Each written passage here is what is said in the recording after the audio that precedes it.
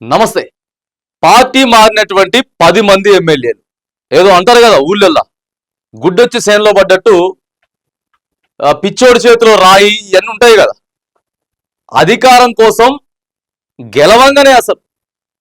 గెలవంగానే అరే ఏం కాదులే, 2018లో మారింది కదా, 2014లో కూడా మారింది కదా, ఏమైంది అని చెప్పి కనీసం చట్టాలను గౌరవించకుండా, చట్టాలను తెలుసుకోకుండా కథమిగా అధికార పార్టీలోకి ఆస్తులు కాపాడుకోవడానికో ఇంకో దానికో పదవుల కోసమో.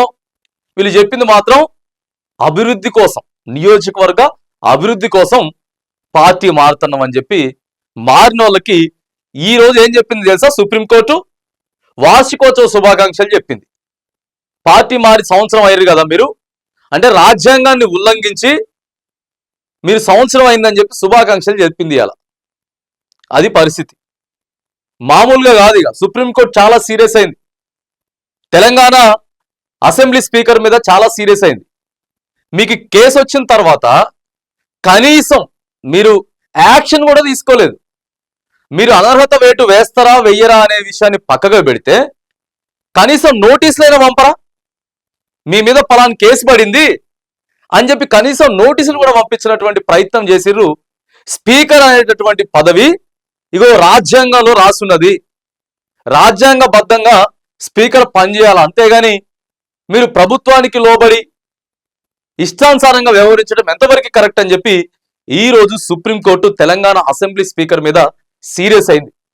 వాదోపవాదనలన్నీ కూడా విన్నారు. వార్షికోత్సవ శుభాకాంక్షలు చెప్పినట్టు ఇక చూసుకోండి. ఏ రకంగా ఢిల్లీ లెవెల్లో అంటే దేశవ్యాప్తంగా తెలంగాణ ఎమ్మెల్యేల గురించే చర్చ జరుగుతూ ఉంది. షాకులు తగులుతా ఉన్నాయి పార్టీ మారినటువంటి ఎమ్మెల్యేలకి. అరే ఏంది రోజుకోలాగా మాట్లాడుతూ ఉన్నారు. ఇక్కడైతే ఖైరతాబాద్ లో అయితే ఆపోజిట్ గా అదే కాంగ్రెస్ పార్టీకి సంబంధించినటువంటి నాయకులు ఈసారి దానం నాగేందర్కి సీట్ ఇవ్వద్దు, శ్రీను యాదవ్ అన్నకి సీట్ ఇవ్వాలి, ఆయనైతే మేము గెలిపించుకుంటామని చెప్పి పెద్ద పెద్ద ఫ్లెక్సీలు కట్టిర్రు ఖైరతాబాద్ నియోజకవర్గంలో. అంటే చూడండి ఎట్లున్నదో పరిస్థితి. అంటే అధికారం కోసం వీళ్ళు వెంటనే పార్టీలు మారడం అనమాట. పార్టీలు మారి 3 మంది ఎమ్మెల్యేలు, ప్రధానంగా ఈ 10 మందిలో ఓ 3 మంది ఎమ్మెల్యేలు, Khairatabad MLA Danam Nagender, Station Ghanpur MLA Kadiyam Srihari, Bhadrachalam MLA Tellam Venkatrao, ఇలా 3 నియోజకవర్గాలకు మాత్రానికి కంపల్సరీ ఎన్నికలు వస్తాయని చెప్పి కాంగ్రెస్ పార్టీ అధిష్టానం, ఈడ రాష్ట్ర ముఖ్యమంత్రి గారు, ఆ తర్వాత కాంగ్రెస్ పార్టీ నాయకులు కార్యకర్తలంతా కూడా డిసైడ్ అయిపోయినట్టే కనపడతా ఉంది. ఈడ ఖైరతాబాద్ లో పెద్ద పెద్ద ఫ్లెక్సీలు చూస్తూ ఉంటాయి. సో ఈ రోజు కోర్టు హీరింగ్ వచ్చింది. ఏప్రిల్ 2వ తారీఖు వరకు ఇలా బీఆర్ఎస్ కి సంబంధించినటువంటి వాదనలన్నీ కూడా విన్నది. పాడి కౌశిక్ రెడ్డి ఏదైతే కేసు వేసిండో దాని మీద వాదనలన్నీ కూడా విన్నది సుప్రీంకోర్టు. ఇప్పటి వీళ్ళ వాదనలు విన్న తర్వాతనే సీరియస్ అయింది. ఇంకా అలా చెప్పుకోవడానికి ఏం లేదు. అఫిడవిట్ దాఖలు చేసిండ్రు, సాక్ష్యాధారాలు ఉన్నాయి. మేము ఇంకా కాంగ్రెస్ లోనే ఉన్నాం, మేము ఇంకా బీఆర్ఎస్ లోనే ఉన్నాం, కాంగ్రెస్ లో లేము అని చెప్పి వీళ్ళంతా అఫిడవిట్ దాఖలు చేశారు. ఆ అఫిడవిట్ మీద కనీసం స్పీకర్ నిర్ణయాలు తీసుకోలేదని బీఆర్ఎస్ పార్టీకి సంబంధించినటువంటి మరి లాయర్లు ఎవరెవరైతే ఉందో శేషాద్రి నాయుడు, తర్వాత సుందరం, మరి జస్టిస్ గవాయ్ నేతృత్వంలో ఈరోజు సీరియస్ గా వాదోపవాదాలు పొద్దుగాల 10-10:30కి ప్రారంభమై దాదాపుగా మధ్యాహ్నం 2 గంటల వరకు కూడా చర్చ జరిగింది. చర్చ జరిగితే సీదా ఏం చెప్తుందో తెలుసా? సుప్రీంకోర్టు రాజ్యాంగం ఆల్రెడీ రాసుంది, మీరు ఇష్టానుసారంగా పార్టీలు మారడానికి కాదు. ఇప్పుడు మీ కథ ఎట్లున్నదంటే తిరిగి మళ్ళీ కొత్త రాజ్యాంగం వీళ్ళ కోసం రాయాలా అన్నటువంటి ప్రసక్తి అలా ఉన్నది. తిరిగి ఎట్లా రాయగలుగుతాం? రాజ్యాంగాన్ని మీరంతా తూట్లు పొడిసి ఇష్టానుసారంగా మీకోసం పార్టీలు మారి ఏది పడితే అది మాట్లాడితే ఎట్లా అనేది ఎమ్మెల్యేలు అంతా అసలు అయోమయంలో ఉన్నారు. అరే అనవసరంగా పార్టీ మారినవరా భయ్, ఇప్పుడు కేసీఆర్ రానిచ్చేటట్టు లేడు. మొత్తం దీని గురించే చర్చ, వీళ్ళ గురించే చర్చ. ఈ 10 మంది నియోజకవర్గంలో ఎన్నికలు వస్తే అరే ఎవరికి టికెట్ ఇవ్వాలి కాంగ్రెస్ పార్టీ నుంచి, వీళ్ళకిస్తే గెలుస్తారా గెలవరా, లేకపోతే బీఆర్ఎస్ నుంచి ఎవరు నిలబడతారు? ఈ 10 మంది నియోజకవర్గ ప్రజలంతా ఒకసారి ఆలోచన చేయాలి. అసలు ఒక 10 ఏళ్ళు ఒక పార్టీ మీద గెలిచి ఇంకొక పార్టీ మీద జంపింగ్లు ఉంటారు కదా, వీళ్ళంతా జంపింగ్లు. ఈ జంపింగ్లకు ఏం చేయాలంటే ఇట్లా కోర్టు దాకా పోయి తర్వాత ఈ గోడ మీద అనమాట, ఇగో ఏడుంటారు వీళ్ళు కాసుకొని, ఈ గోడ మీద ఎటంగా అయితే అటే దూకుతారు అనమాట. ఎటంగా అయితే అటే దూకేట వాళ్ళకి ఒక 10 సంవత్సరాల పాటు అసలు ఇక ఎమ్మెల్యేకి అనర్హుడు పోటీ చేయడానికి 10 సంవత్సరాలు అనర్హత వేటు వేయాలి వీళ్ళ మీద. అవి కూడా ఉన్నాయి, అటు చట్టాలు అవన్నీ తీస్తారు. ఇక ఓ 10 సంవత్సరాలు వేస్తే మాత్రానికి ఈ లోపు ఏమవుతుంది, ఉన్న వయసు కాస్త అయిపోద్ది. ఉన్న వయసు కాస్త పీకిందంటే మాత్రానికి ఇక మళ్ళా పోటీ చేయడానికి అంత తిరిగే ఓపిక ఉండదు.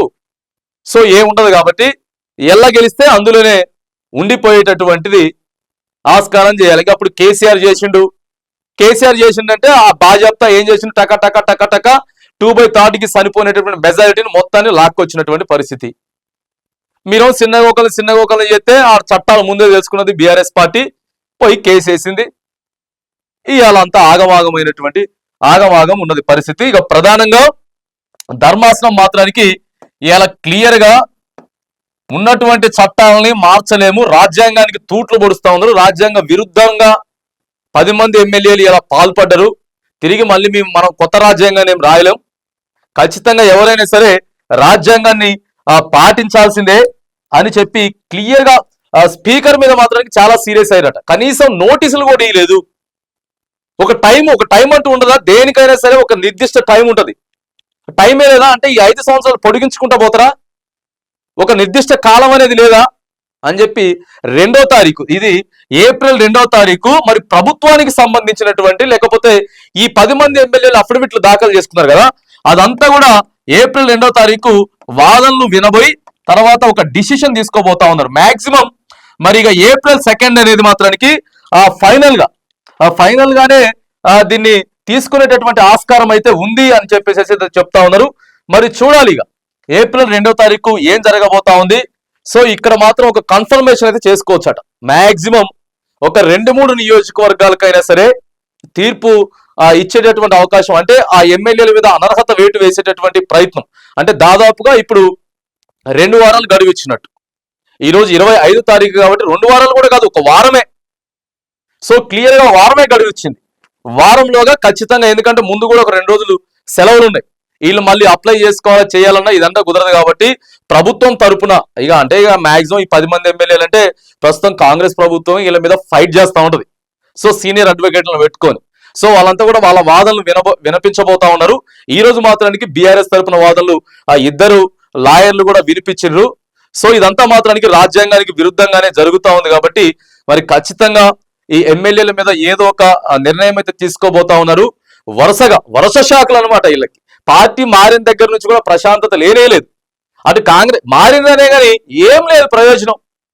వీళ్ళు చెప్పింది కూడా ఏం నడవలేదు పెద్దగా. ఈ సంవత్సరంలో ప్రభుత్వంలో వాళ్ళ నియోజకవర్గంలో పెద్దగా ఏం జరగలేదు. దానం నాగేందర్ హైడ్రా ఆయనకు తెలవకుండానే తీసుకుపోయి హైడ్రా పెట్టిండ్రు. ఆయన ప్రభుత్వ అది కట్టాలి ఇది కట్టాలని చెప్పిన ప్లేసులలో ఏదో కట్టుకుంటా ఉన్నారు. ఈ సంవత్సరం నుంచి అసలు వీళ్ళకి ఏడా లేదు, అటు కాకుండా ఇటు కాకుండా కరెక్ట్గా ఉన్నది. దేశవ్యాప్తంగా కూడా ఉన్నటువంటి అందరు ఎమ్మెల్యేలు కూడా ఇది ఒక చంపపెట్టులాగా మారుతుంది. అరే పార్టీ మారాలంటే మాత్రానికి అబ్బో చాలా ఇబ్బంది అయింది, దీనికి చట్టాలు ఉన్నాయి, రూల్స్ ఉన్నాయి, సుప్రీంకోర్టు దాకా పోతుంది. మనం పార్టీ మారిన తర్వాత మళ్ళీ ఎన్నికలు వస్తే నియోజకవర్గ ప్రజలు మనల్ని గెలిపించరు, అంతా ఆగమాగం అయిపోతుంది, మన రాజకీయ భవిష్యత్తు ఆగమైపోతుంది అనేటటువంటి ఆలోచనలో ప్రస్తుతం ఎమ్మెల్యేలు అంతా కూడా ఆలోచిస్తా ఉన్నారు. మరిగా ఈ 10 మంది పరిస్థితి ఏంటిది, 10 మంది పరిస్థితి ఏంది? ఇప్పటికే మరి ఏదో నేతిలో వేసిన ఎలక టైపో లేకపోతే ఏదో ఈగ టైపు అంటారు కదా సామెత, అట్లయితే ఉన్నది. చూడాలి ఇక ఏప్రిల్ 2వ తారీఖు మాత్రానికి ఖచ్చితంగా ఒక పెను సంచలనమైనటువంటి మార్పు అయితే ఈ పార్టీ మారిన ఎమ్మెల్యేల గురించి అయితే వినబోతా ఉన్నాం అనేది మాత్రానికి సోషల్ మీడియాలో వార్త నడుస్తా ఉన్నది.